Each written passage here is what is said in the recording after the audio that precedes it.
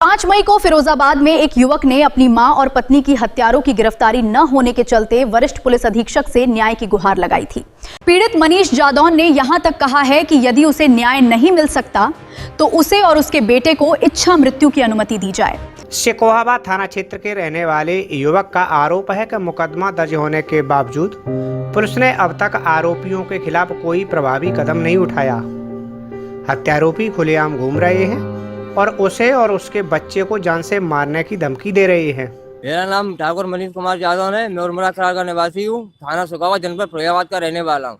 मामला ये आज से 4 साल पहले राजीव कुमार बाले यादव, जो पहले सपा का नेता था, आज वो भाजपा सरकार में अपना पद प्रत्याशी है। उसने मेरी माँ को 4 साल से अगवा कर 35 बीघा जमीन बिचवाने के बाद मैं पैसा हड़पने के बाद मौत कर दी है। उन्हें कहाँ रखा मुझे आज दिन तक पता नहीं चला। इसके साथ पुलिस प्रशासन पूरा मिला हुआ, आज तक मेरी कोई सुनवाई नहीं हुई है कहीं पर भी। और उसके बाद में 17 बीघा खेत का भूपेंद्र यादव के साथ मिलकर के मेरी अगवा किया गया। मेरे पास सारे सबूत हैं। अगवा करने के बाद में मेरे 17 बीघा मारपीट करके गौरव वर्मा रजिस्ट्रार, जो कि मैनपुरी में जहाँ मैं बनता वहीं जाकर के मेरे से रजिस्ट्री कराई गई है। और आज 11/4/2026 को एक बीटू नाम का व्यक्ति, विपिन कुमार और बीटू यादव, जो बाले यादव के साथ का व्यक्ति है, उस पर भी कई दर्जनों मुकदमे हैं। बाले यादव पर भी और बीटू यादव भी पुलिस मेड़ और उसमें है, उस पर भी मुकदमे हैं। उसने मेरी पत्नी को इतना टॉर्चर किया, ब्लैकमेल किया कि मेरी पत्नी ने आत्महत्या कर लिया। उसने खुद मारा, मुझे ये मालूम नहीं पड़ा। सिकोहाबाद की आवास विकास कॉलोनी के रहने वाले मनीष कुमार यादव ने बताया कि उन्होंने 24 अप्रैल 2026 को अपनी मां से संबंधित एक प्रार्थना पत्र एसएसपी को सौंपा था। इसके बाद एसएसपी ने थाना सिकोहाबाद को 3 दिन में रिपोर्ट देने का निर्देश दिया था, लेकिन आज तक कोई कार्रवाई नहीं हुई। इसके अलावा थाना सिकोहाबाद में उनकी मां और पत्नी की हत्या का मुकदमा दर्ज है, लेकिन आरोपियों की गिरफ्तारी अभी तक नहीं हो पाई है। पीड़ित युवक ने मांग की है कि या तो उन्हें और उनके बेटे को इच्छा मृत्यु की अनुमति दी जाए या फिर उनकी मां और पत्नी के हत्यारों को गिरफ्तार कर न्याय दिलाया जाए। इसी बीच एक चौंकाने वाली खबर यह है कि मनीष जादौन आज तक पुलिस को गुमराह कर रहा है। खबर को समझाने के लिए चलते हैं 10 साल पीछे। सिरसागंज थाना क्षेत्र के गांव नंगला फौजी की रहने वाली शिवानी 2016 में सिरसागंज में कोचिंग कर रही थी। उसी समय आमोर दरगाहपुर का रहने वाला विपिन उर्फ बीटू आर्मी की तैयारी कर रहा था।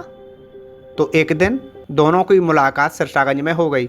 धीरे धीरे ये बात दोनों के परिजनों को पता चली तो ये बात शादी तक पहुंच गई। इसी बीच 2019 में विपिन उर्फ बीटू के भाई की मौत हो गई। भाई की मौत के बाद बीटू की भाभी को बीटू के साथ विदा कर दिया। इधर शिवानी अकेली पड़ गई। इसी बीच शिवानी के पिता भान सिंह ने अपनी बेटी की शादी उर्मरा के रहने वाले मनीष जादौन के साथ कर दी, जो कि इस समय सिकोहाबाद की आवास विकास कॉलोनी में रह रहे हैं। कुछ समय बाद शिवानी की ससुराल में कुछ पैसों की जरूरत पड़ी तो उसके प्रेमी बीटू ने शिवानी के कहने पर परिवार की आर्थिक मदद कर दी। उसके बाद बीटू का आना जाना हो गया।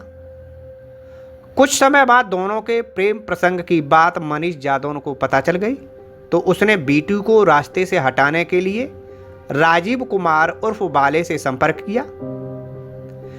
राजीव कुमार उर्फ बाले ने अपना शैतानी दिमाग लगाते हुए उसे आगरा ले गया और मनीष की 15 बीघा जमीन को बिक्री करा दिया।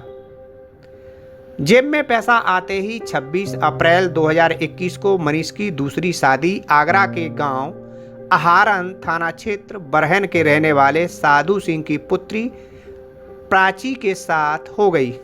शादी होने के बाद मनीष अय्याशी करने के लिए मुंबई चला गया। वहां उसने जमकर अय्याशी की और उसके फोटो वीडियो बनाकर अपनी पहली पत्नी, जो कि सिकोहाबाद की आवास विकास कॉलोनी में रह रही थी, उसको भेजे। मनीष की काली करतूत देखकर उसने अपनी जीवन लीला समाप्त कर ली। अपनी पत्नी की मौत के बाद उसने शिवानी के प्रेमी विपिन कुमार उर्फ बिट्टू को फंसाने के लिए सिकोहाबाद थाने में मुकदमा दर्ज कराया था।